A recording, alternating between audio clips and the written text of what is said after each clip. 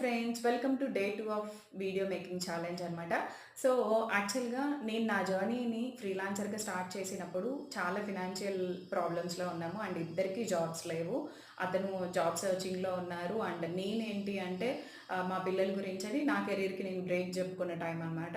So, మా వాడు మంచి బేబీ ఫ్రీలాన్సర్‌గా కెరీర్ స్టార్ట్ చేయాలన్నా ఇంట్లో సపోర్ట్ అనేది ఉండాలి. మనకు టైం అనేది దొరకాలి.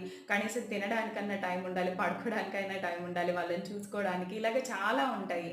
సో, అలాంటి టైంలో నా జర్నీ అయితే స్టార్ట్ చేశాను. చాలా ఆటంకాలొచ్చినియి. బట్ ఏంటి అంటే ప్రతి దాంట్లోనూ, ప్రతి ఛాలెంజ్‌లోనూ అదొక లెసన్స్ లెర్న్‌డ్ లాగా అన్నట్టు మనకొక పాఠం నేర్పిస్తది ప్రతిది. ఓకేనా? సో, దాన్ని అలానే చూడాలి. అండ్ అవొచ్చాయి కదా అని చెప్పి ఆటంకం వచ్చింది, అడ్డంకొచ్చింది అని చెప్పి మనం ఆగకుండా ప్రయత్నిస్తేనే మనం విజయానికి చేరుకోగలం. కానీ లేదు అంటే నేను ఎప్పటికో ఆపేసేదాన్ని. ఇప్పుడు నా జర్నీ అనేది ఇలా కంటిన్యూ అయ్యేది కాదు. ఫ్రీలాన్సర్‌గా, అఫిలియేట్